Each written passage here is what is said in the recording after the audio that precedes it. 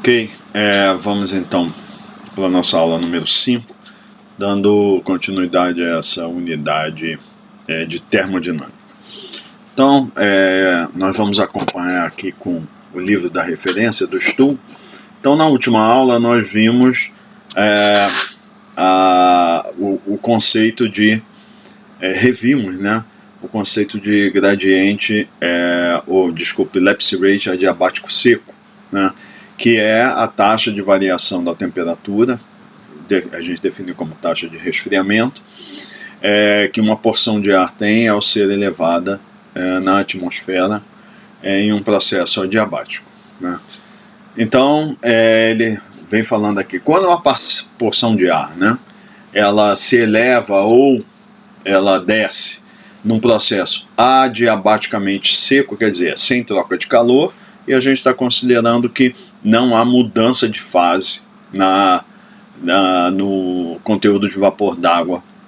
De forma mais geral, vai ver embaixo, pode até ter gotícula de água líquida, mas o que nós estamos considerando é que não existe mudança de fase da substância água, né?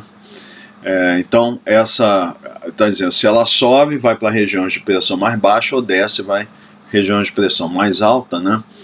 A mudança, existe mudança de temperatura devido ao trabalho que é exercido pela porção de ar ou sofrido por ela. Então, quando sobe a pressão, diminui, ela expande, ela exerce trabalho sobre o ambiente.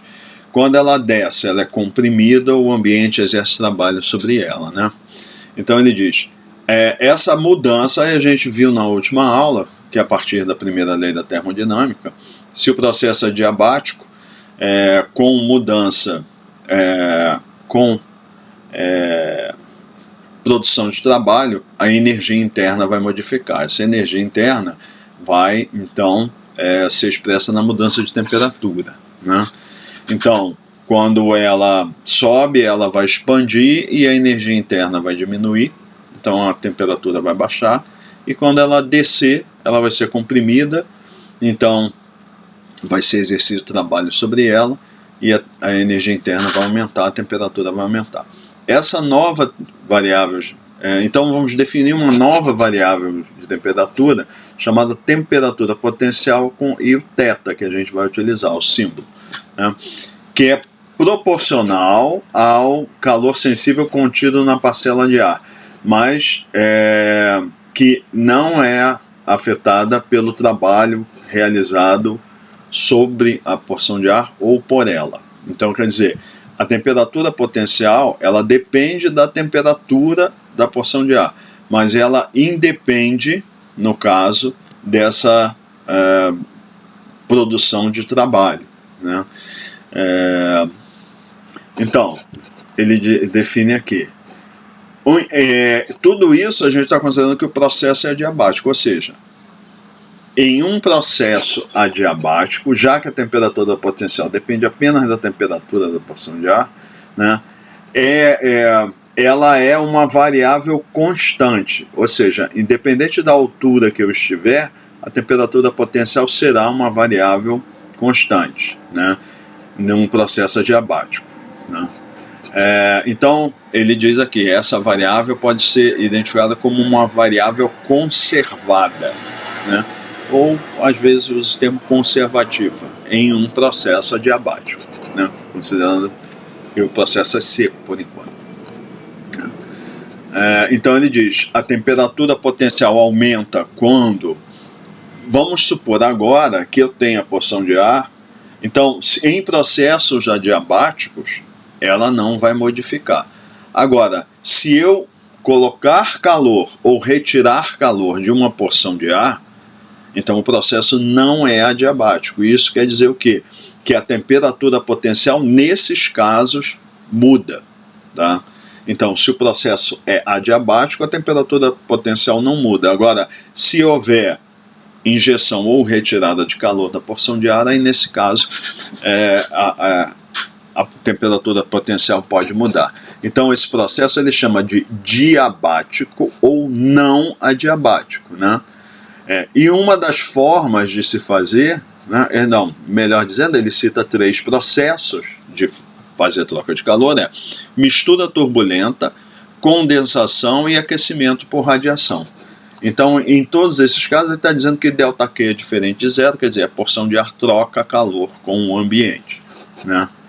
Então, se eu conhecer a temperatura de uma porção de ar, temperatura T, em uma certa altitude Z, nós podemos calcular o valor da temperatura potencial θ por meio dessa equação 311.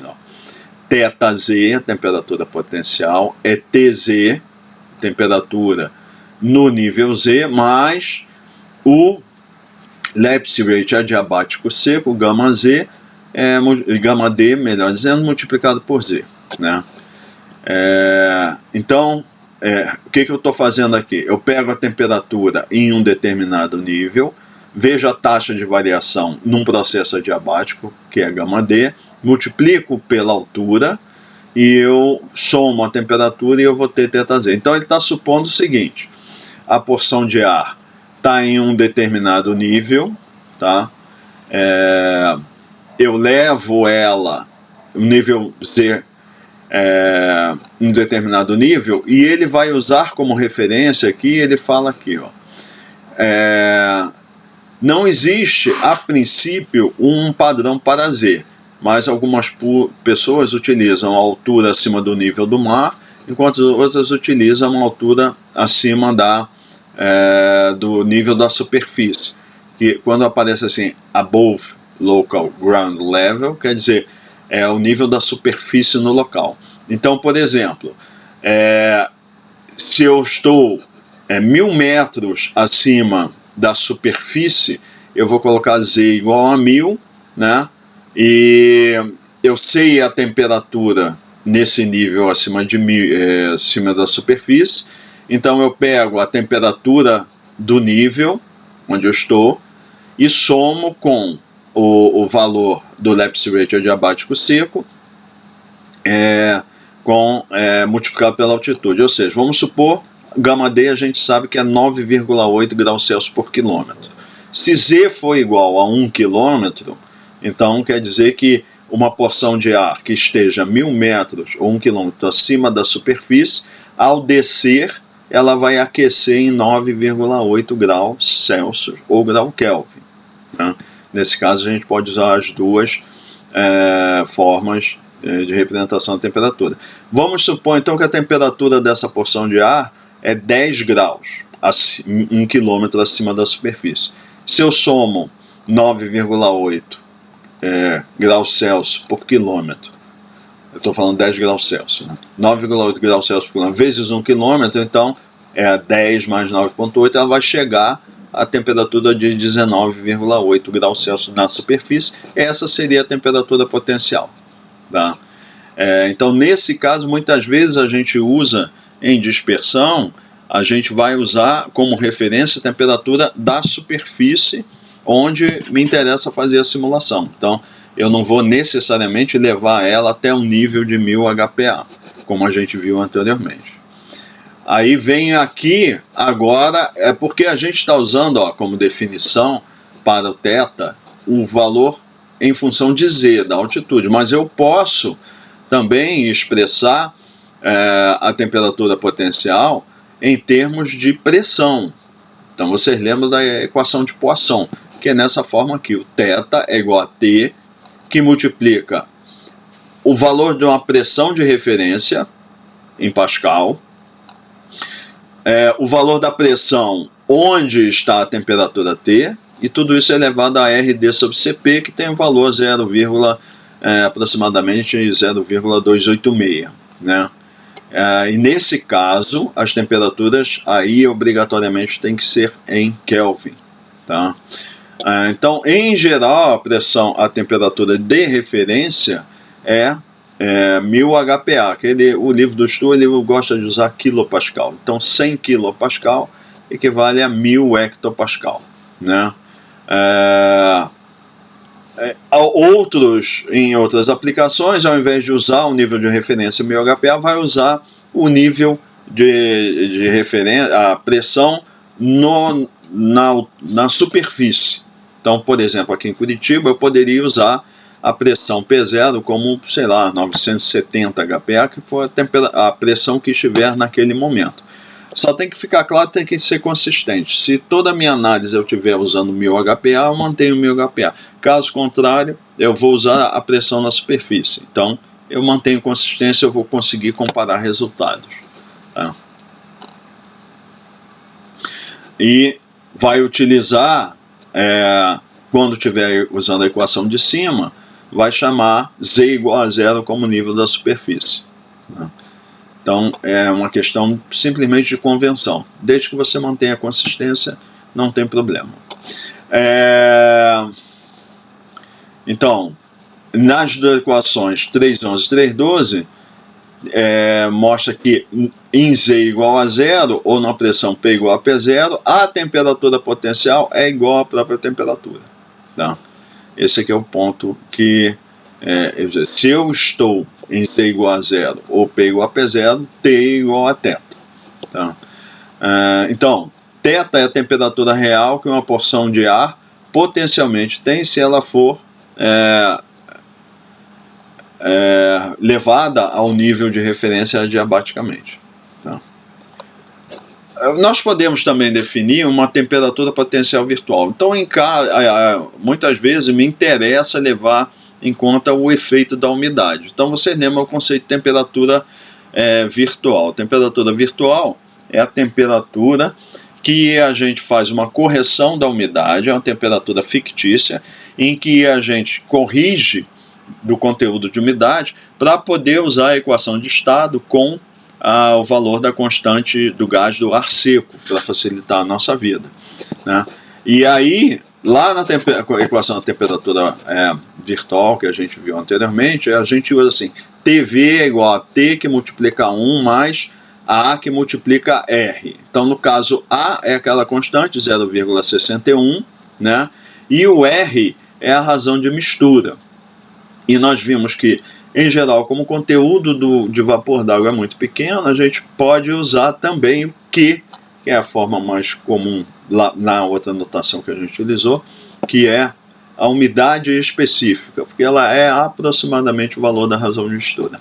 Então, quando eu estiver calculando temperaturas potenciais, eu posso usar a mesma correção, só que ao invés de fazer a correção para T, eu faço para θ.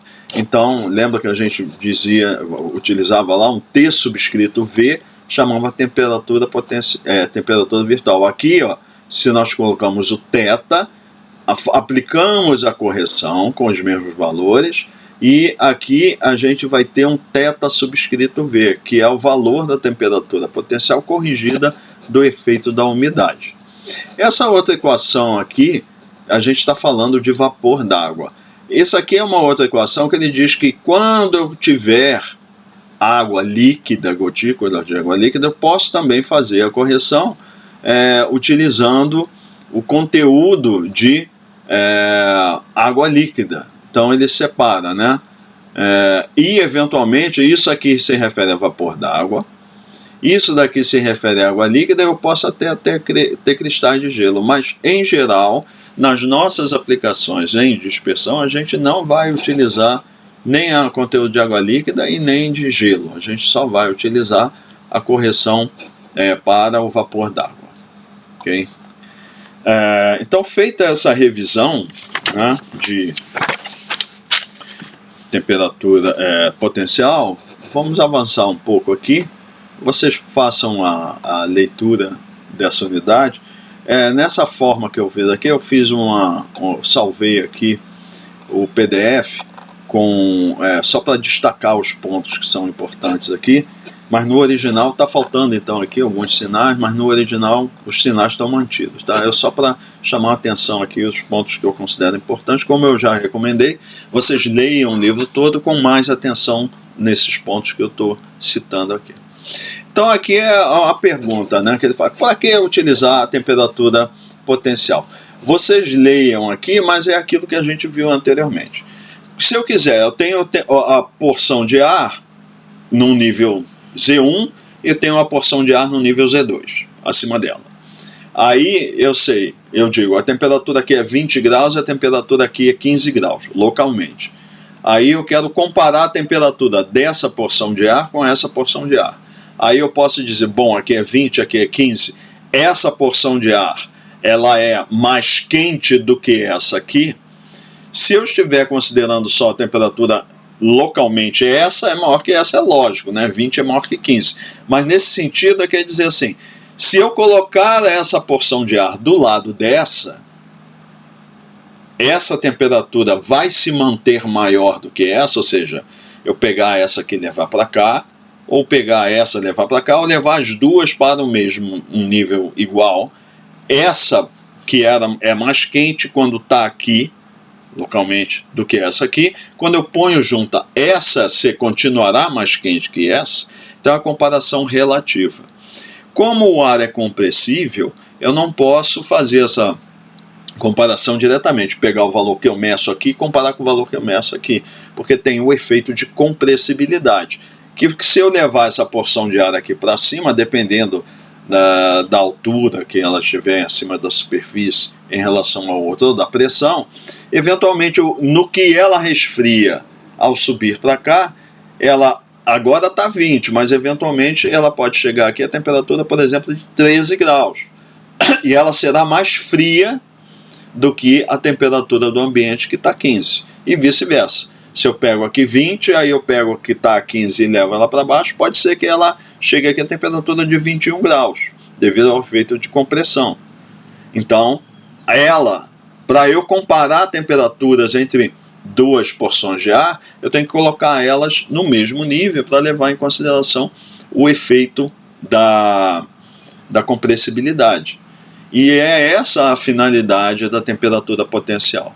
Tá? Então, ele dá um exemplo aqui,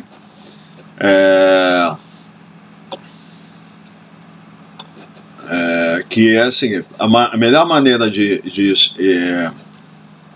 resumir esse efeito de compressibilidade é por meio da temperatura potencial. Então ele diz, usando a equação 3.11, então ele coloca dois níveis, a temperatura no nível A é 20 graus Celsius é igual a zero, e na porção B, 15 graus Celsius em 1 km. Então ele diz, quando eu calculo as temperaturas potenciais, né, elas vão ser, considerando, eu vou pegar a porção de ar que está no nível B e levar para o nível A.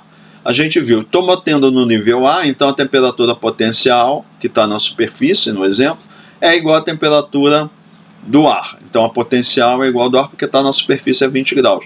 Só que a temperatura da porção B, que estava a 15 graus Celsius, se eu somar 9,8 graus, que ela desceu de um processo adiabático seco até a superfície, ela vai chegar com aproximadamente 25.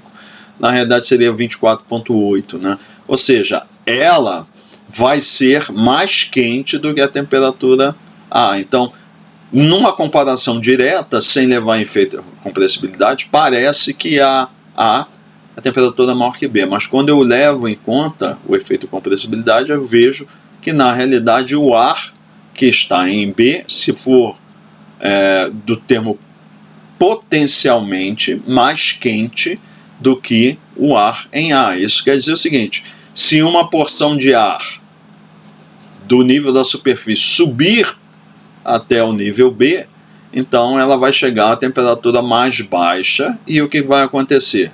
Ela vai resfriar uma taxa de aproximadamente 10 graus, vai chegar, por exemplo, lá temperatura de 10 graus, enquanto o ar está a 15, é mais frio, ela retorna. Então essa comparação tem que ser feita para a gente poder analisar a estabilidade do ar, se uma perturbação vai amplificar ou não, né?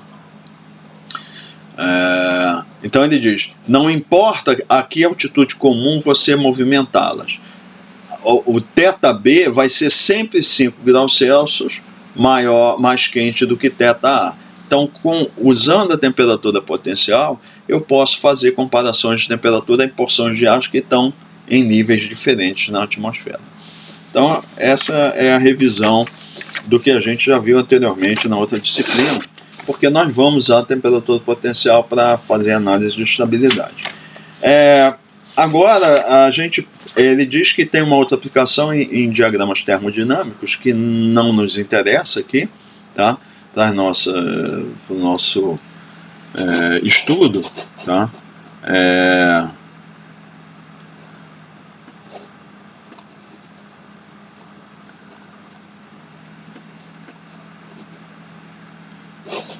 Então nós vamos prosseguir agora. Só um minutinho aqui.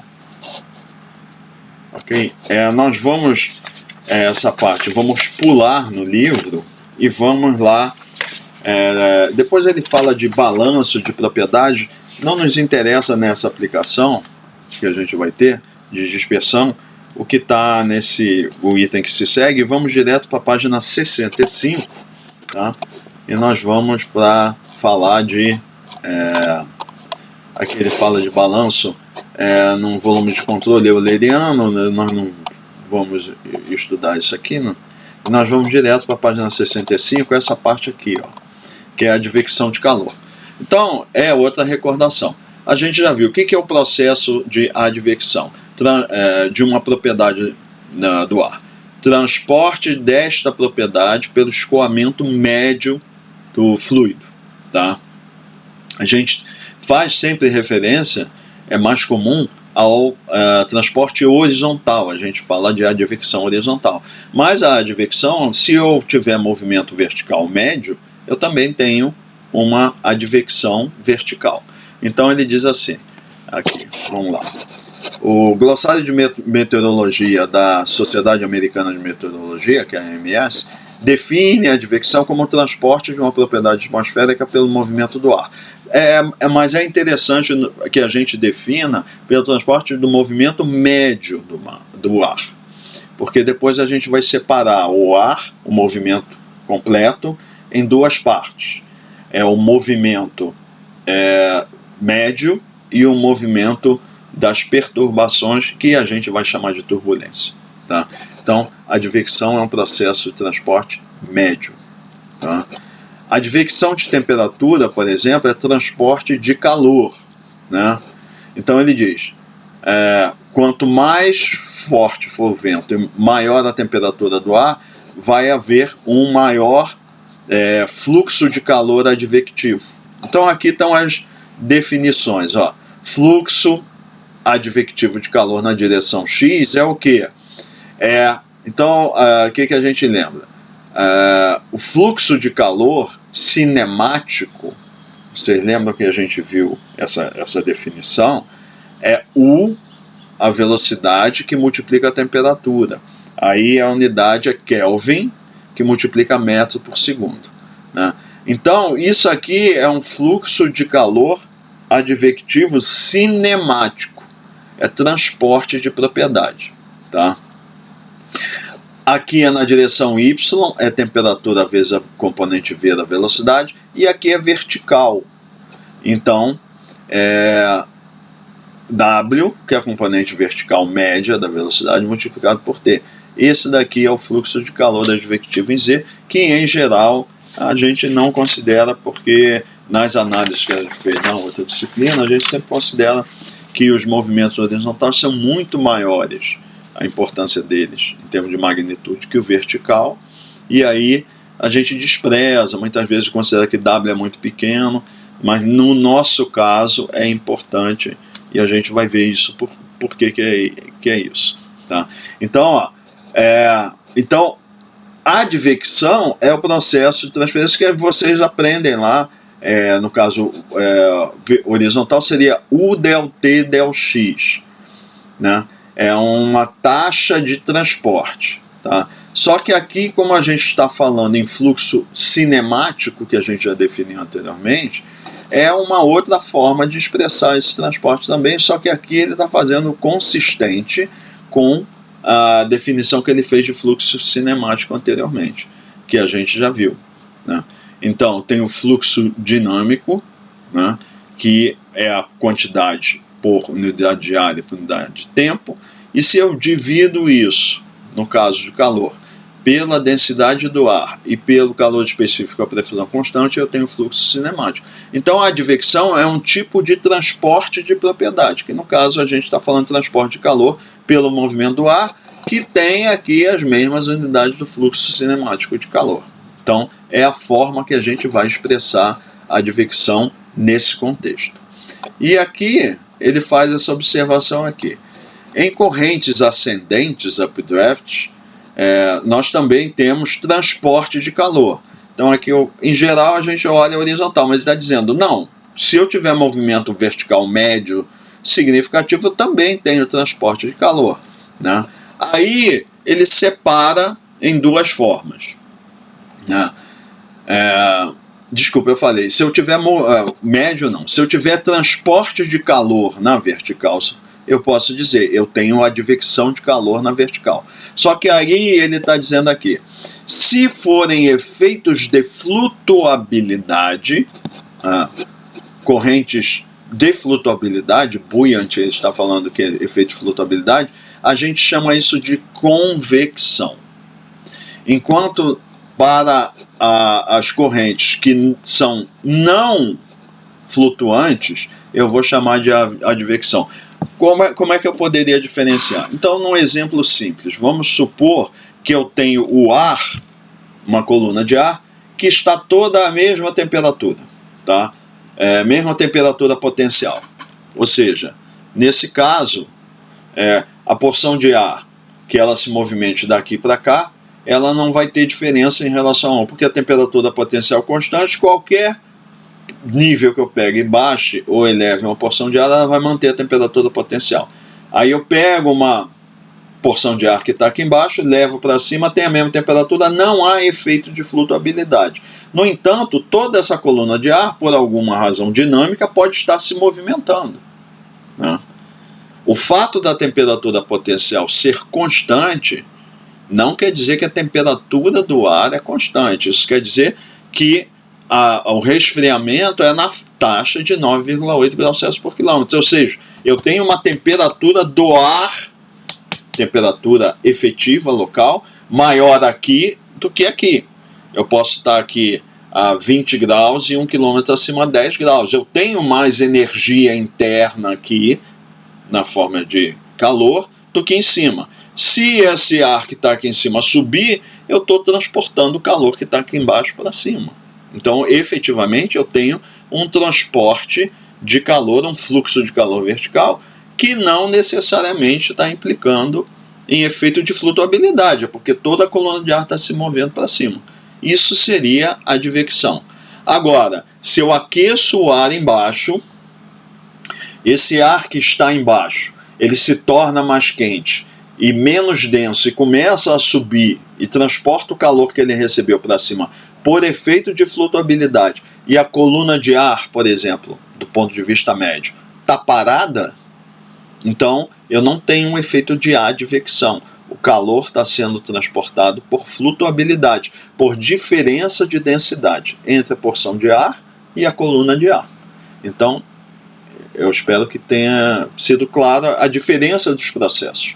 Um é o movimento médio do ar, está levando todo esse calor para cima. O outro são as porções de ar que estão sendo aquecidas por baixo, ficando menos densas que a coluna de ar e estão subindo. Esse é o processo típico de transporte de calor por turbulência. Vai ser por convecção. Enquanto que o outro é um movimento de toda a coluna de ar que estaria se elevando, tá? Bom, aí nós podemos parar nessa revisão desse conceito e nós podemos avançar agora para a página 67 e a gente vai falar de condução molecular e fluxos de superfície, tá? Então vamos para a próxima página, né? Então, condução molecular e fluxos de superfície. Então, a condução de calor molecular. Então, a condução é o quê? É uma condução, é o transporte ou fluxo de calor que necessita de um meio físico.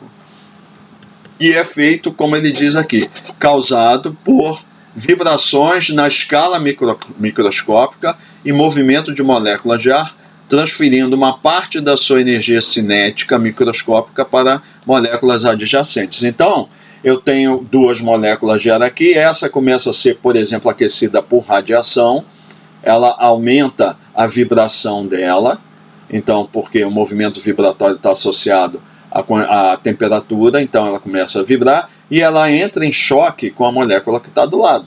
E o que vai acontecer? Ela começa a transferir parte dessa energia cinética dela para outra molécula e ela começa a vibrar também, e esse aumento do movimento vibratório dela vai ser expresso como? Com um aumento de temperatura. Então, aquele exemplo que eu dei para você de transporte por condução.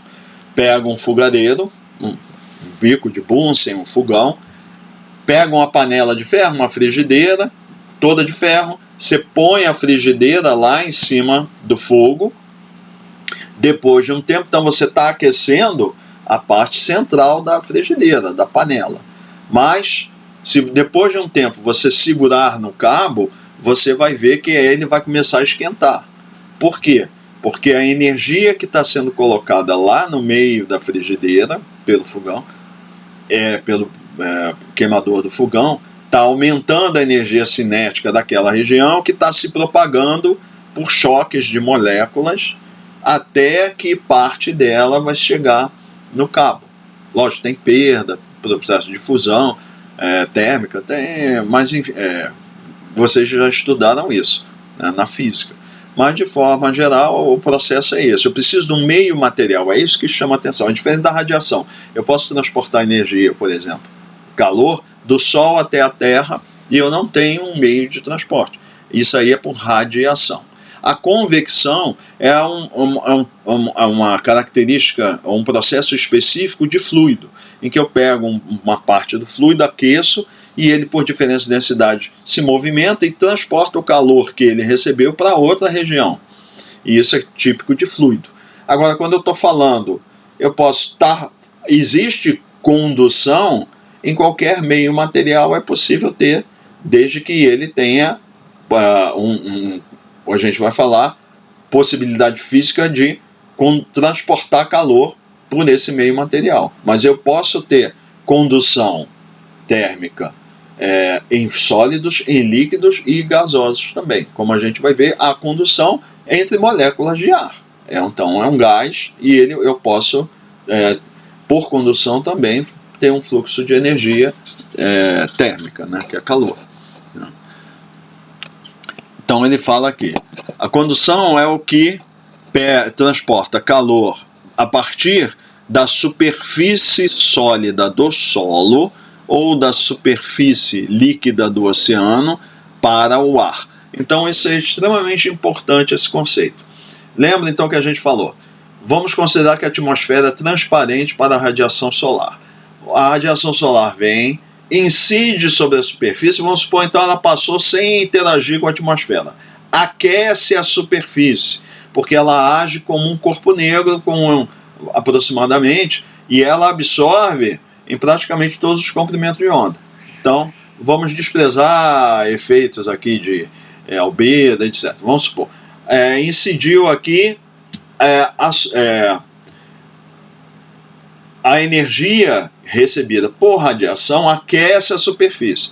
Aí o que acontece? A temperatura estando elevada aqui, mais elevada do que o ar que está acima, o que vai acontecer? Por condução, então as moléculas de ar que estão imediatamente acima da superfície vão começar a receber essa energia e começar a vibrar, e elas vão transmitir para outras moléculas de ar que estão mais acima. Então, essa parte inicial do transporte de calor da superfície para o ar é feito por condução, como ele diz aqui. Tá? Então, ele diz, vamos lá. Então, ventos ou movimento do ar não é necessário para que haja condução. E também tem, antes ele fala aqui, o processo de condução também transporta calor da superfície para baixo. Então, a superfície aquecida, o que vai acontecer? Ela vai transmitir calor por condução para cima, mas também para baixo. Então, uma parte da energia que está sendo recebida na superfície não vai ser utilizada para aquecer o ar, vai ser utilizada para aquecer o solo. Então, como a gente vai precisar saber depois quanto de calor o ar recebe, porque isso vai influenciar na estabilidade, aí esse calor aqui é que vai tornar a porção de ar menos densa que o ambiente e vai fazer ela subir. Então, nem todo o calor é utilizado para aquecer o ar, inicialmente por condução. Parte dele vai para baixo também. Então, é isso que ele fala aqui, e a gente vai considerar isso no balanço de calor na superfície, que a gente vai ver posteriormente, né? Então, ele continua aqui. O fluxo de calor vertical devido à condução molecular, e isso vocês já estudaram lá, é a lei de Fourier, tá? E diz o que? O fluxo de calor por condução, ele é proporcional ao gradiente de temperatura. Quanto maior o gradiente de temperatura, maior o fluxo de calor, tá? O coeficiente de proporcionalidade é esse K aqui, que ele chama de condutividade molecular. É o coeficiente de proporcionalidade, tá?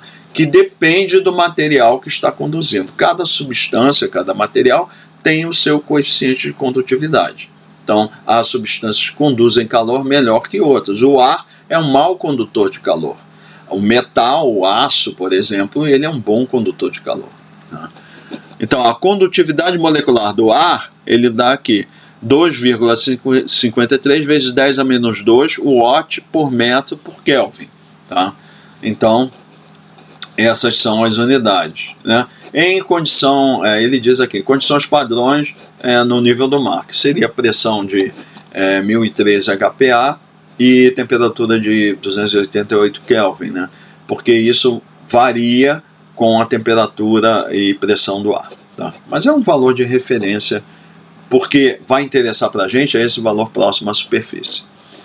Então ele diz, a condutividade molecular do ar é pequena, né? E os gradientes, então ele vai considerar que assim, estamos em uma região, ele não destaca bem isso, mas é importante falar.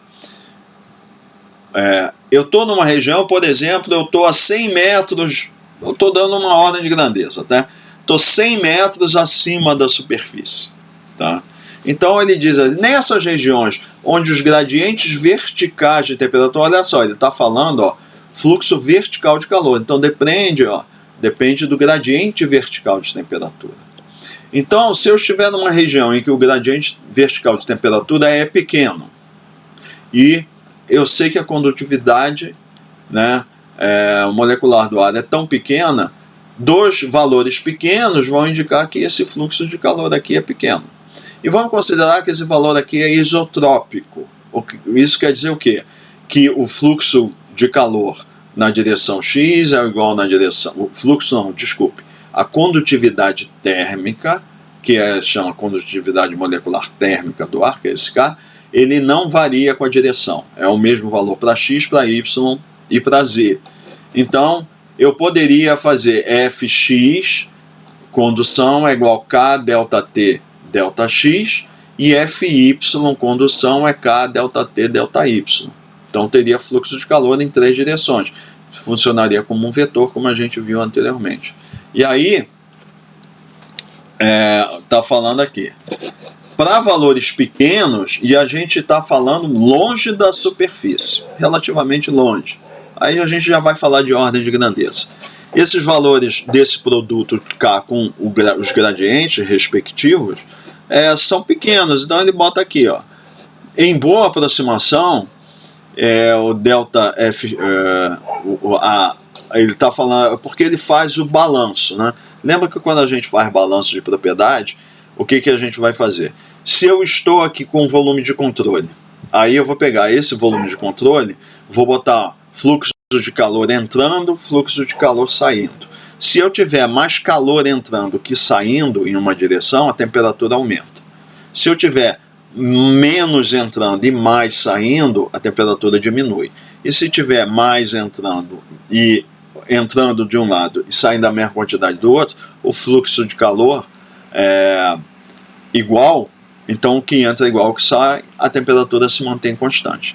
Então o que ele quer dizer é o seguinte, em cada direção, em níveis mais elevados da atmosfera, o fluxo de calor que entra é igual ao que sai, então, sendo valores muito pequenos, praticamente não tem diferença entre a entrada e a saída, então ele não vai contribuir, ter contribuição importante para a mudança de temperatura.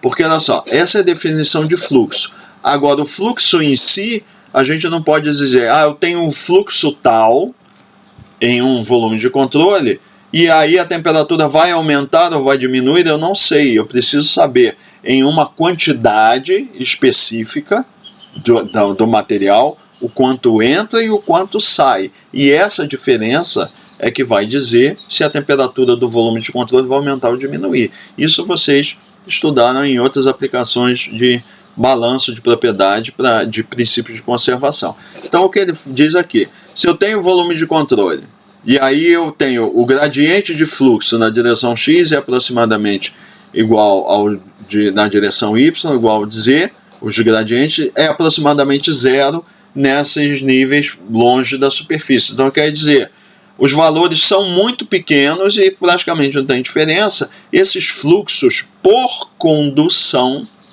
não são importantes para controlar a mudança de temperatura dentro do volume de controle. Mas ele fala assim, no entanto, próximo à superfície, ao solo, existem gradientes de temperatura muito grandes, verticais, né? Gradiente de temperatura vertical muito grande. É muito frequente ocorrer isso nos primeiros milímetros, próximos à superfície. Alguns milímetros ou vários milímetros na parte inferior da superfície. Vamos ver na figura 3.7 o que ele quer dizer aqui. A figura 3.7 está dando um exemplo de que seria um perfil de temperatura nessa situação. Aqui está o eixo de temperaturas em graus Celsius e aqui está o eixo de Z, de altura, no caso, porque eu estou considerando superfície, não necessariamente nível médio do mar, então não é altitude, é altura, e é logarítmico. Aqui é aproximadamente zero, eu não tenho representação do zero em log, mas tudo bem. Aí ele diz aqui, 1 milímetro, 10 milímetros, 10 centímetros, 1 metro, etc, etc. Aí, olha só, ele está dando um exemplo, que na superfície, exatamente sobre a superfície, a temperatura é 50 graus Celsius. E 1 milímetro acima, a temperatura é, por exemplo, 25 graus. Tá? Então, olha só, vamos pegar isso aqui, ΔF, ΔZ, então é a diferença no fluxo. O fluxo, por sua vez, depende do gradiente de temperatura. Se o gradiente de temperatura é grande, então eu variei aqui 25 graus, naquele exemplo, em uma distância de 10 a menos 3 metros. Mesmo, então, o que ele quer dizer? Mesmo com um valor pequeno de K, como o meu gradiente de temperatura é muito grande, o meu fluxo de calor vai ser grande na parte inferior da atmosfera, nessa camadazinha aqui. E aqui em cima, o gradiente de temperatura é menor, o fluxo é menor. Então, essa camada entre essa parte da superfície e essa aqui, o fluxo de calor é grande aqui e o fluxo de calor é pequeno aqui. Então, eu vou ter um ΔF, ΔZ grande aqui, e eu não vou poder aproximar ele a zero. Quer dizer, efetivamente, eu estou colocando muito calor embaixo e em cima o fluxo é pequeno. Isso vai fazer o quê? Que aumente a temperatura dessa camadinha inferior, muito próxima à superfície. Ok? Então, ele prossegue aqui. Se você alguma vez caminhou descalço, né, num estacionamento de asfalto, ou numa estrada, num dia quente de verão, ele diz, as temperaturas podem chegar a mais de 50 graus Celsius. Vocês já viram isso, vocês têm experiência. Vai para uma praia, por exemplo, na areia, lá perto do meio-dia, está muito quente. Então, ou no asfalto, você não consegue andar descalço nesses dias que ele está considerando que ele recebe muito calor, né? E ele diz aqui, muito embora as temperaturas do ar na altura do seu tornozelo chega por volta de 30 graus, ou seja, em uma camada muito pequena, né, alguns centímetros, você tem variação na ordem de 20 graus nesses dias em que a superfície está recebendo muita radiação. Tá? Então ele diz, esse grande valor do gradiente de temperatura compensa pelo valor pequeno da condutividade molecular e cria um gradiente vertical de fluxo de calor importante na superfície. Tá? Era isso esse é o ponto que eu já tinha falado para vocês. O fato de eu ter um fluxo grande embaixo, um fluxo pequeno em cima, nessa camadinha bem próxima aqui, em alguns milímetros, faz com que haja um aquecimento significativo da camada de ar, muito fina, imediatamente acima da superfície, nessas circunstâncias que ele está falando, né?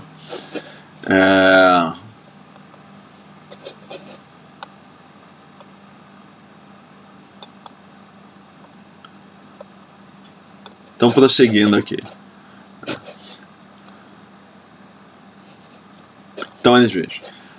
Agora ele vai falar de uma forma, olhando a atmosfera de uma forma maior, além dessa pequena camada. Então, ele diz, a camada inferior da atmosfera que sente, né, a gente vai especificar melhor isso na frente, quer dizer, sente a influência da superfície da Terra, né? Então, é a parte inferior, é a fronteira inferior da atmosfera, só que ele não está falando, quando a gente fala de camada limite, não está se referindo a essa pequena camada molecular. Está falando de uma, macroscopicamente, é uma camada inferior da atmosfera, que é a camada próxima à superfície. Tá? É conhecida como camada limite atmosférica, boundary layer, em português a gente usa como camada limite, e essa da atmosfera. Então, a parte inferior da troposfera. Então, a gente viu, a troposfera vai até mais ou menos 10 km. Essa parte de 1 a 2 km, imediatamente acima da superfície, toda ela a gente chama de camada limite. Então, ela tem uma espessura em torno de 1 a 2 km e é frequentemente turbulenta. Então isso quer dizer o quê? Que tem movimentos irregulares, normalmente existem o que ele chama de gust, que é rajada, você tem vórtices, você tem movimento de estruturas pequenas lá que ficam em circulação, e isso é que caracteriza a dinâmica diferente da camada limite, que a gente vai ver. Aí ele diz aqui, ó, os meteorologistas, eles criaram aqui um chamado fluxo de calor turbulento efetivo, que é a soma do efeito de fluxo de calor molecular e fluxo de calor turbulento, né? Então é essa figura aqui. Então vamos lá. Ó, isso aqui ele está colocando uma camada limite, ó, vai de 0 até 1000 metros. Essa é a camada limite atmosférica. Tá? E aqui, ó, o perfil de temperatura. Então, como o perfil de temperatura aqui não mostra um gradiente acentuado, os efeitos de fluxo de calor aqui moleculares vão ser pequenos, mas só nessa camadinha aqui, ó, de alguns milímetros, é que ele vai ser importante, o gradiente é importante. Então o fluxo de calor aqui é predominantemente molecular, que é o que ele mostra nessa linha amarela aqui, ó. O fluxo de calor molecular, ó, esse gráfico aqui, ó, é máximo na superfície, imediatamente no Z igual a 0, ó, e ele vai diminuindo. Por quê? Porque o gradiente de temperatura vai diminuindo. Embora o K permaneça praticamente constante, o que muda é o gradiente de temperatura. Só que imediatamente acima dessa camada molecular, esses movimentos atmosféricos, aí a turbulência começa a ficar cada vez mais importante. Então, muito embora o gradiente de temperatura, né, olha só, isso aqui está falando de T temperatura, não é temperatura potencial, é T temperatura. Então, não tem efeito significativo de fluxo de calor molecular, mas tem um fluxo de calor importante, que é o turbulento. Só que a turbulência, ela só existe acima dessa camada molecular fininha. Por quê? Porque eu preciso, vamos botar uma forma simples, de espaço para criar os vórtices para eles poderem se movimentar. Imediatamente acima da superfície, ainda não tem espaço para esse movimento do ar. Então predomina embaixo o fluxo molecular e o turbulento é pequeno. Mas à medida que eu vou subindo, ó, o molecular diminui e o turbulento aumenta.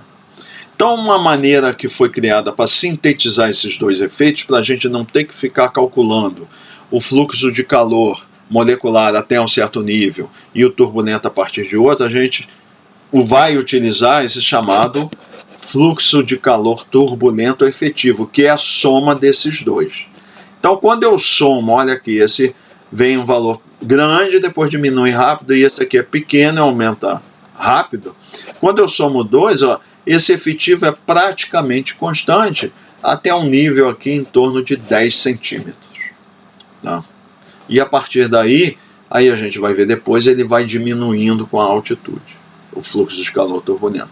Mas isso foi criado para facilitar a gente lidar com o efeito do fluxo de calor nessa camada inferior da atmosfera. Então é a soma dos dois. E a gente vai falar de turbulência posteriormente. Então, na superfície, o fluxo efetivo é totalmente devido à condução molecular. É isso aqui, ó. Na superfície é todo molecular, turbulento é zero. E é acima de cerca de 5 milímetros de altitude, 5 milímetros, tá? Aí ele já passa a ser totalmente turbulento, ou predominantemente turbulento. Então, ó, 5 milímetros só, nesses 5 milímetros é que o efeito molecular é mais importante. A partir dali, ele é uma transição, né, como a gente está vendo, ele é totalmente molecular aqui, e acima de 5 milímetros, ele é predominantemente turbulento. Então tem essa transição, é uma camada muito fina, na ordem de 5 milímetros. Tá? Então, continuando aqui a figura 3.7, tá? Ele vai colocar isso aqui, agora ele está colocando em termos não... Desculpe, eu coloquei isso aqui, eu falei, ele é constante, mas quando a gente está nessa representação log aqui, tá? A gente depois vai detalhar isso de uma forma melhor. O fluxo efetivo, a gente vai ver que tem uma camada que a gente vai supor que os fluxos são constantes aqui. Então seria algo assim, o valor está indo um valor constante, então vamos considerar isso. É o valor constante, o fluxo efetivo, até cerca de pouco acima de 5 milímetros, e depois o turbulento vai diminuindo. Então, quando a gente coloca nessa representação, essa parte aqui constante não está aparecendo, porque agora ó, nós estamos usando um eixo linear aqui. Então, 50 metros e 1000 metros aqui. Aí, o comportamento da camada limite atmosférica, da temperatura, ele está colocando como sendo isso aqui, temperatura constante. A gente vai ver que a melhor forma de expressar isso não é com T constante, mas θ constante. Isso é uma simplificação que ele está utilizando aqui, mas o correto seria colocar θ, temperatura potencial constante. E aqui, olha só, lembra, a temperatura potencial, se eu colocar calor, a temperatura potencial do ar vai aumentar. Depende de aumentar a energia cinética, aumenta a temperatura e aumenta a temperatura potencial, porque ela depende da temperatura. Próxima à superfície, o que? A temperatura potencial é igual à temperatura do ar. Então é um valor maior porque está recebendo o calor da superfície. E rapidamente ela diminui. O melhor seria representar isso. Esse aqui sim a gente pode botar como T. Esse aqui é θ, seria melhor. E o fluxo de calor, ó, a gente vai ver ó, que o fluxo efetivo em representação linear, na realidade ele diminui com a altitude, sendo que em cima aqui o valor é negativo. Fluxo positivo, então a gente viu na nossa convenção, quando o fluxo é positivo é que ele é para cima.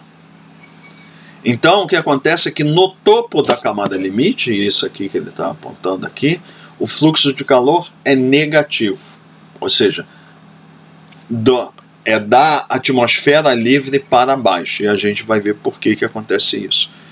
Nessas situações específicas, que a gente vai definir que é a camada de mistura, o topo da camada limite, a temperatura é mais baixa do que a da atmosfera livre, então o fluxo de calor é de cima para baixo. A gente vai estudar essa estrutura posteriormente aqui, ok? Então isso é um calor, é um fluxo de calor típico de uma camada de mistura, mas diferentes estruturas de temperatura da atmosfera vai ter perfis diferentes. Isso aqui é idealizado, só para a gente entender. Tá? Então vamos lá. Então ele diz, ao invés de utilizar a equação 3.32 para calcular o fluxo de calor molecular na superfície, que é essa aqui, ó, né? A maioria dos meteorologistas aproxima o fluxo de calor efetivo na superfície turbulento, utilizando o que ele chama relações de transferência, e esse termo bulk, novamente a gente está vendo aqui. Eu uso ele como volumétrico, ou ele de volume, ou grosseiro. Ele é o quê? Se a gente olhar isso aqui, ó, a gente está falando uma coisa que originalmente isso aqui, a definição formal, é uma derivada, K, delta T, delta Z. Como eu citei para vocês, o livro do Stuhl, ele não gosta de utilizar, por alguma razão didática, no caso dele, ele gosta de usar delta T, delta Z, ao invés de delta T, delta Z. Só que nesse caso aqui, a gente está falando de 5 milímetros, está quase, vamos aproximar, lógico que é infinitesimal, mas é muito pequeno para ficar calculando gradientes. Isso quer dizer, é muito difícil medir um gradiente em 5 milímetros. Então o que ele vai fazer? Ele vai pegar, como eu estou interessado não na parte molecular, sozinha, depois a turbulenta, eu vou juntar tudo para calcular esse efetivo aqui. Tá? Então eu vou desconsiderar a separação, vou pegar um coeficiente que permita que eu calcule de uma vez só o fluxo efetivo. E aí eu não vou considerar uma camadinha de 5 milímetros, eu vou considerar uma camada mais de uma diferença finita, na ordem de metro. Aí isso é que eu chamo de bulk ou volumétrico. Então, essa expressão bulk vai querer dizer isso. Eu estou pegando uma coisa que é finita, uma distância, um valor de escala que é significativo em metros, algo assim. Então, é volumétrico o bulk, não é infinitesimal. Tá? Então, por exemplo, ele diz... E aqui a gente, então esse FH, ó, subscrito aqui, ele não separa entre molecular e turbulento, ele chama de efetivo. Então, fluxo de calor cinemático efetivo, e o que interessa para a gente é a direção vertical agora, tá? Então a gente já vai começar a ver aqui que ele vai separar condições em que predomina a forçante mecânica, chamada assim, ou seja, efeito do vento. Podemos até considerar, não há diferença de temperatura, o que eu tenho é movimento do ar que é provocado pelo gradiente de velocidade do vento. Então, que a gente chama forçante mecânica, ela é mais importante. E o outro caso é, eu tenho vento fraco e a principal forçante da turbulência é térmica.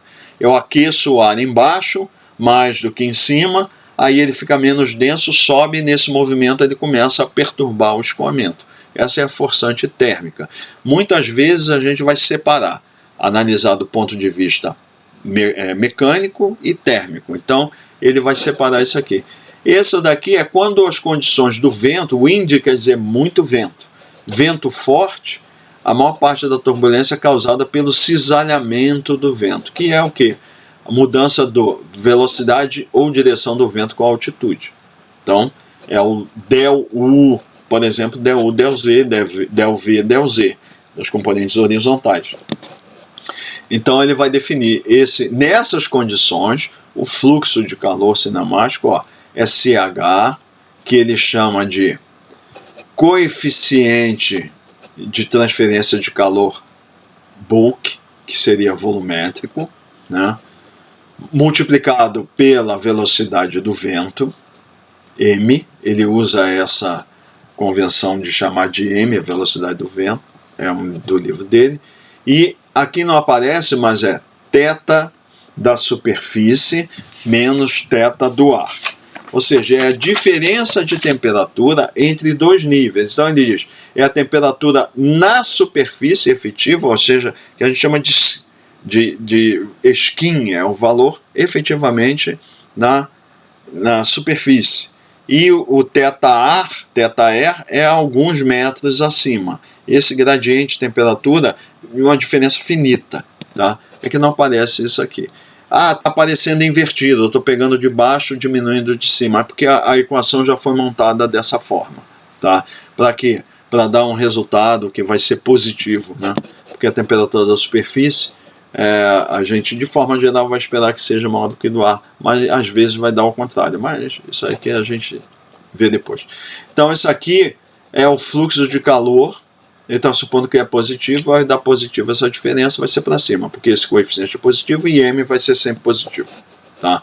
Ou ele vai pegar aqui, então ele está pegando temperatura potencial na superfície, que é a temperatura, menos a temperatura potencial do ar. Ou CHM, temperatura da superfície, menos temperatura do ar. Porque o que acontece? Quando eu estou pegando uma camada pequena, como o efeito de compressibilidade aqui não é muito grande, então o que acontece? A diferença de temperaturas será praticamente igual à diferença de temperaturas potenciais. Então, nesses casos que eu estou muito próximo da superfície, eu posso usar tanto θ quanto T. Tá? E aí diz, SFC é T surface, temperatura da superfície, ou θ da superfície, são a temperatura e temperatura potencial no topo de poucas moléculas, que ele chama temperatura da skin, é pele, né? Então é bem da superfície, é sobre a superfície, né? Da superfície da Terra. E TR ou θE são as correspondentes valores de temperatura no 2 metros acima da superfície. Então é uma grandeza finita, 2 metros, tá? Não é infinitesimal. E a velocidade do vento é 10 metros, é medida a 10 metros como m. Então, a equação, esses valores de CH são calibrados para essas condições aqui. Então, para você usar essa equação, seja lá qual for o valor de CH que você definir, você tem que medir temperatura na skin, bem na superfície, a 2 metros e medir o vento a 10 metros. E ele usa isso aqui por quê? Porque a maioria das estações meteorológicas faz isso. Mede vento a 10 metros e temperatura a 2 metros acima. Tá? Se vocês lembrarem lá da hidrologia, vocês estudaram métodos lá para avaliar evaporação, que é parecido com isso aqui. Isso aqui lá a gente chama de lei de Dalton, né? Em que o fluxo de umidade, que a gente chama evaporação, é proporcional ao gradiente de pressão de vapor, etc, etc, e tem um coeficiente de proporcionalidade lá. Esses são chamados métodos de transferência de massa, quando a gente utiliza lá a hidrologia para ver quanto de vapor d'água está saindo de uma superfície líquida e indo para a atmosfera. Evaporação é análogo a isso que a gente está vendo aqui. É um método de transferência de energia na forma de calor. Tá? Então, CH é o coeficiente de transferência de calor bulk, ou volumétrico, né? Ele é adimensional e o valor dele, varia de 2 a menos 3 então vai depender o quê? Das condições da superfície que vão controlar a turbulência. Depois a gente vai ver isso. Lagos suaves ou regiões planas, e varia até 2 vezes 10 a menos 2 para superfícies mais rugosas, tais como florestas. E esse FH a gente tem um valor de fluxo cinemático. Então, quanto mais rugosa é a superfície, mais o ar que está passando acima da superfície vai ser influenciado por ela e vai gerar vórtices turbulentos. Então, quanto maior a velocidade do vento, maior a rugosidade, mais turbulência a gente vai ter. Então, vai ter mais transferência de calor por turbulência, um fluxo efetivo maior. Quanto mais suave for e menor a velocidade do vento, então esse valor m é menor e o coeficiente também sendo menor, os dois combinam, e aí eu vou ter um valor menor e um menor fluxo turbulento. Mas eu posso ter vento forte, numa superfície mais lisa, etc, etc. Mas a combinação, quanto maior a velocidade do vento e maior a rugosidade da superfície, maior vai ser o coeficiente de transferência e maior vai ser o valor do fluxo cinemático. Isso aqui, os valores de CH são obtidos experimentalmente, tem algumas tabelinhas lá em que você encontra esses valores. Agora ele diz o seguinte, vamos pegar uma outra situação para vento calmo, vento muito fraco e condições com muito sol, sunny. Então estou tendo o quê? grande aquecimento da superfície por radiação. Está supondo que eu tenho bastante radiação chegando à superfície, aquecendo e aquecendo o ar imediatamente acima.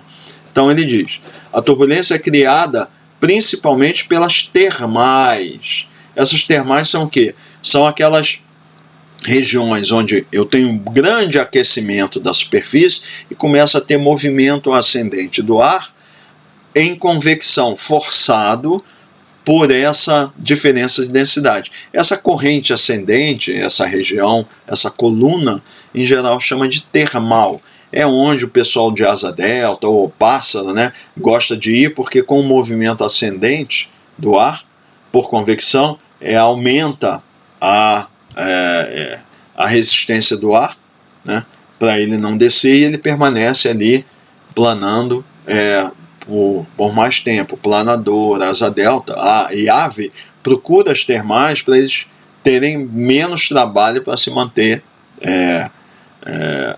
no ar, né, de forma geral. Então ele diz, é o aquecimento do ar que está em ascendência devido ao efeito de flutuabilidade, ou seja, aqueci embaixo, o ar ficou menos denso, começa a subir, nesse movimento ascendente, continuando aquecendo, lembrando da experiência da convecção, né, que eu já falei, pega aquele copo, coloca a água, coloca uns pedacinhos lá de papel laminado, aquece embaixo, você forma uma célula convectiva. Enquanto eu estiver colocando calor embaixo do copo, a célula convectiva está subindo. Então é isso. Nessa região, enquanto tiver aquecimento e movimento ascendente, aquele corpo que está lá vai permanecer flutuando ali em cima, devido a essa subida do ar. Tá? Então as circulações convectivas resultantes causam tanta mistura do ar na camada limite que se transforma em uma camada bem misturada, que chama de camada de mistura. Mixed layer é camada de mistura. Então o que acontece? Esses vórtices formados por calor, os redemoinhos, eles vão subindo e vão misturando, porque a turbulência, lembrando, qual é o papel da turbulência? Grande papel. Misturar propriedades do fluido. Então, ela vai uniformizando as propriedades do fluido, misturando o ar, e aí as propriedades vão ficando uniformes na vertical. Só que aí é que a gente tem que ter cuidado. Eu estou pegando o ar, estou misturando propriedades em todos os níveis, mas em cada nível a pressão é diferente. Então, os efeitos de compressibilidade vão se tornando, tem que levar em consideração. Então, o que está sendo uniformizado numa camada de mistura não é a temperatura, mas a temperatura potencial. Por quê? Porque eu estou misturando o ar, ele está subindo e está sofrendo o efeito de expansão, mas ele está misturando propriedade. Então, o que está acontecendo? Eu estou fazendo com que a temperatura potencial dessa camada ela fique toda igual. Não é a temperatura. O ar vai continuar em cima, sendo a temperatura mais baixa do que próximo à superfície, porque é aqui que eu estou recebendo mais calor. Então a temperatura do ar é mais alta embaixo do que em cima, mas a potencial é igual. Por quê? Porque eu estou uniformizando as propriedades e à medida que está subindo a temperatura potencial em cima vai ficar igual a embaixo. Então é por isso que esse gráfico eu falei para vocês, ele não eu diria que está errado aqui tem que ser θ. E isso é uma camada de mistura que ele quer dizer. Ó. A temperatura ela fica praticamente constante, a gente vê em radiosondagens de camada limite, a gente vê às vezes isso, a temperatura potencial fica praticamente constante aqui. Tá? Então ele diz, por isso que a gente chama de camada de mistura. Outras propriedades são misturadas também.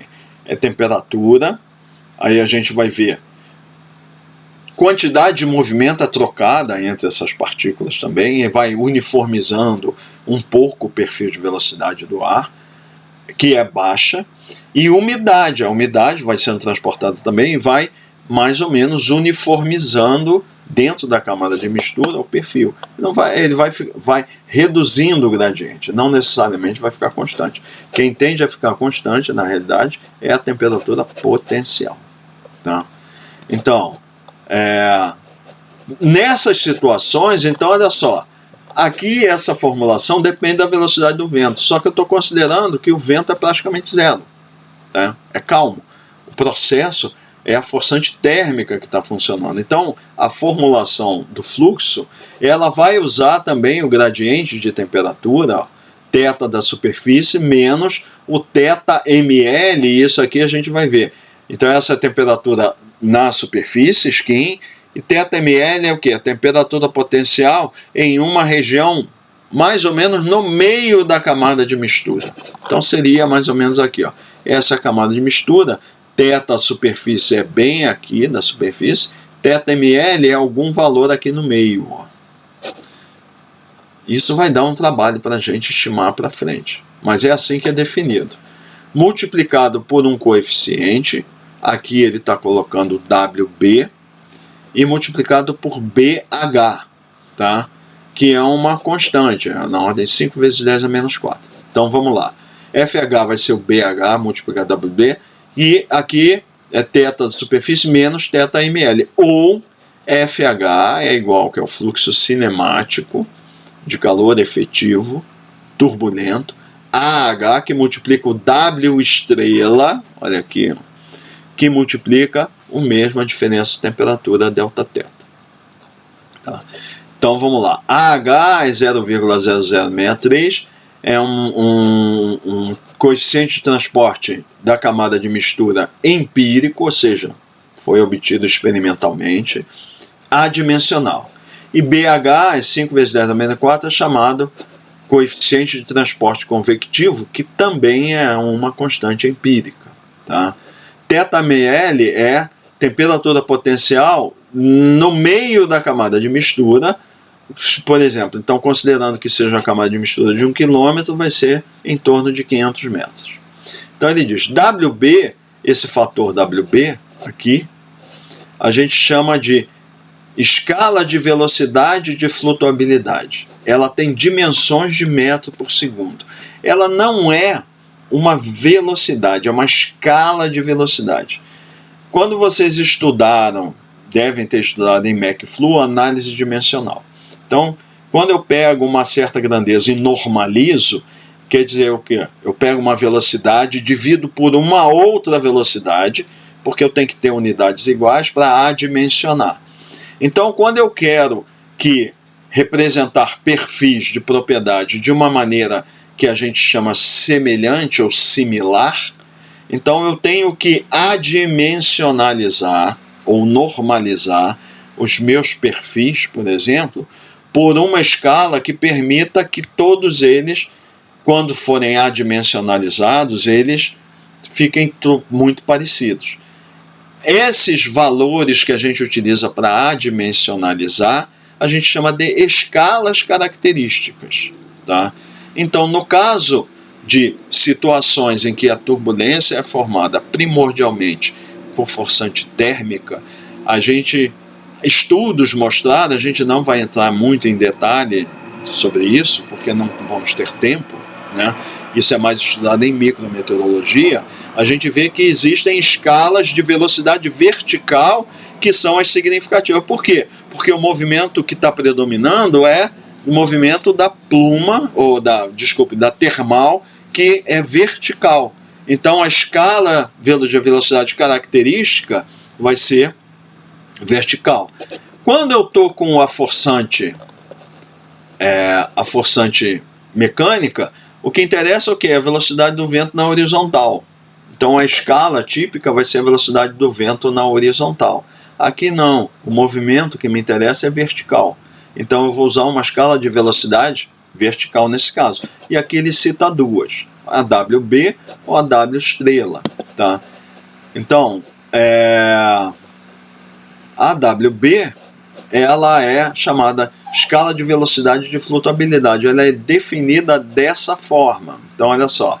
Ela depende do gradiente de temperatura virtual, potencial virtual, tá? Entre a superfície e a camada de mistura. ZI é a altura da camada de mistura. Seria isso aqui, ó, altura da camada de mistura. G é a aceleração da gravidade. TVml, isso daqui é a temperatura virtual. Olha só, aqui é a temperatura potencial virtual, aqui é a temperatura virtual no meio da camada de mistura também. Ela foi definida assim a partir de análise dimensional e outros estudos lá de micrometeorologia. Esse produto, eu esqueci aqui, tudo isso é levado a meio. Essa combinação aqui leva a que tenha dimensões de velocidade, isso aqui, dimensões de metro por segundo. E é uma escala que é utilizada para fazer normalização, que é representativa dos processos forçados termicamente na camada de mistura. Tá? E ele continua a descrição que eu já dei aqui para vocês. TV ó, é a temperatura virtual absoluta no meio da camada de mistura. Detalhe, ó, tem que vir em Kelvin, tá? Para a gente utilizar essa equação. Então, TV, isso é uma diferença, pode ser Kelvin ou Celsius, não vai fazer diferença porque diferenças de temperatura em Kelvin são iguais a Celsius, mas essa aqui tem que ser Kelvin, tá? E ele diz aqui, valores típicos, e aqui tem uma outra camada, ó. Um outro valor.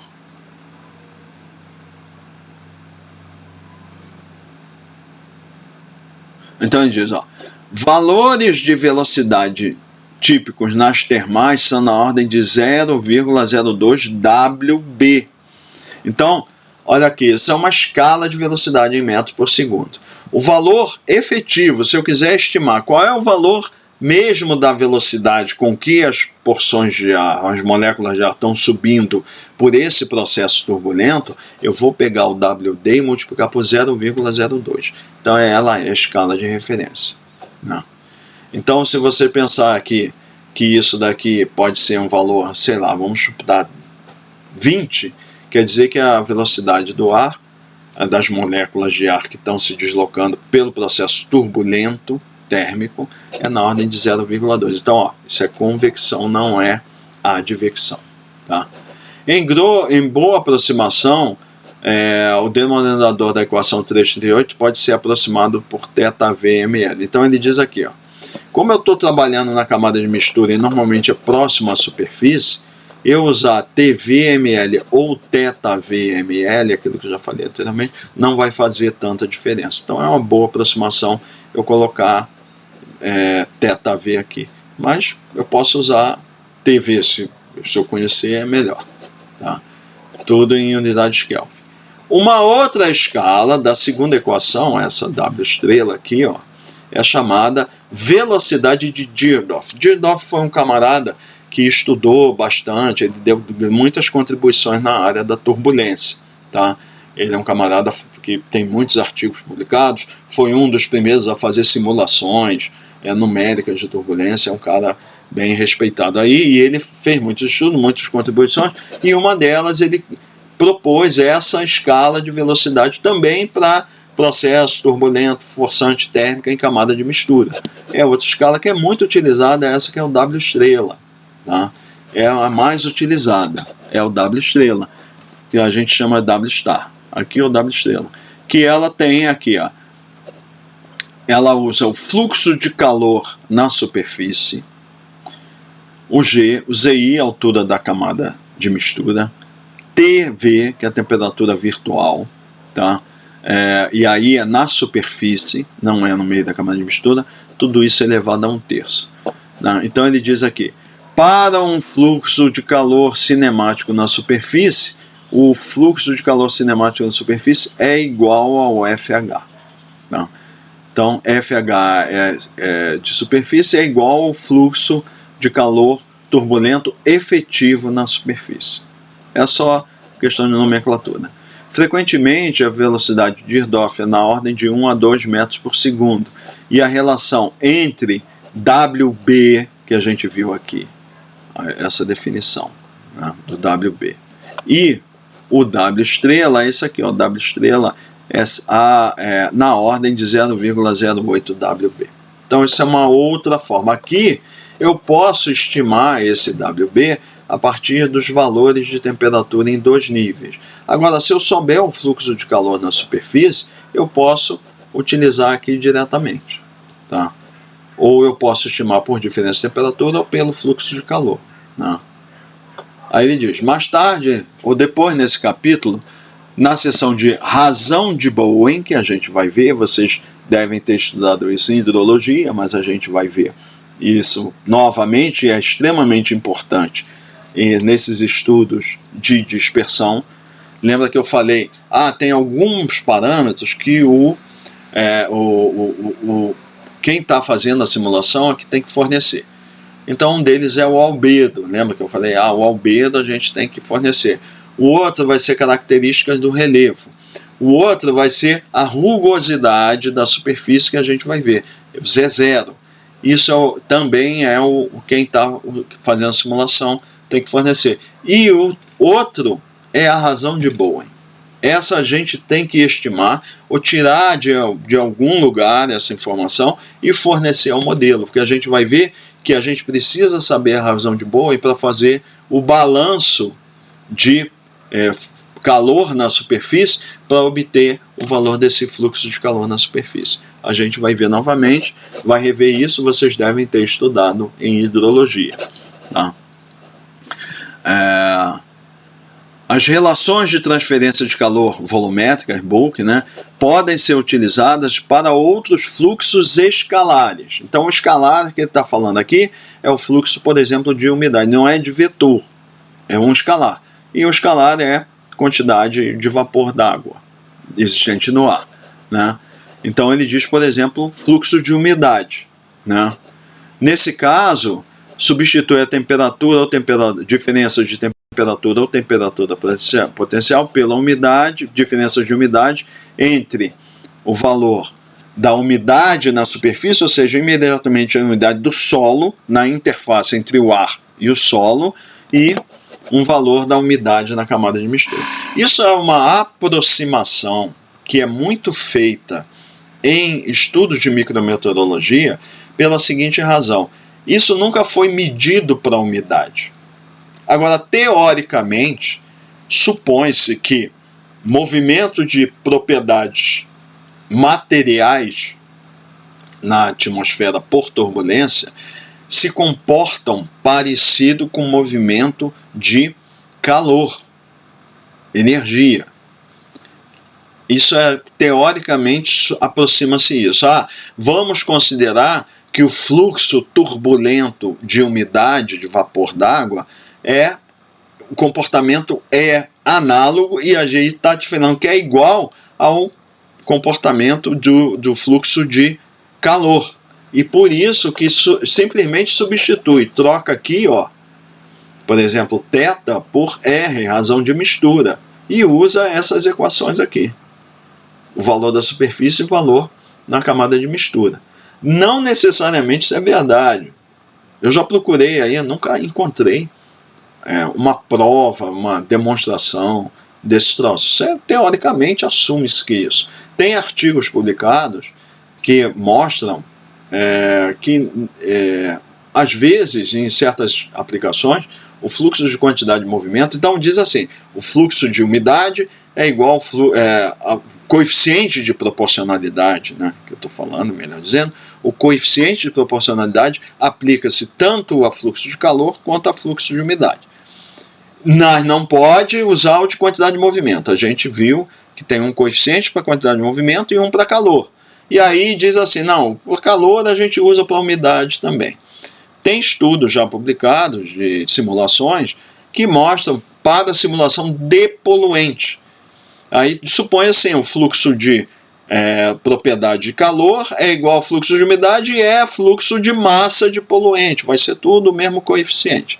Tem um estudo de uma autora chamada Ulk, que é uma argentina, em que ela fez várias simulações lá, comparou com dados observados e viu que nessas situações lá do modelo que ela usou, o fluxo de quantidade de movimento é melhor do que o fluxo de calor.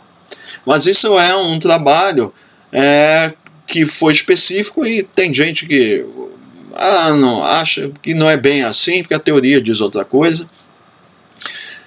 ela demonstrou isso no estudo dela. Mas, de forma geral, vocês vão ler o que se aceita assim: use para fluxo de umidade os mesmos valores do fluxo de calor. É o que, em geral, é a prática utilizada é essa. Mas tem estudos que mostram que nem sempre isso vai ser a melhor opção. Se bem que para dispersão de poluente, que é fluxo de massa, se você usar o fluxo de quantidade de movimento, não vai dar tanta diferença de usar o fluxo de calor. Os valores não dá tanta diferença assim nos modelos específicos que ela usa. Tá? Então, isso é a última observação. Finaliza, então, essa nossa aula número 5.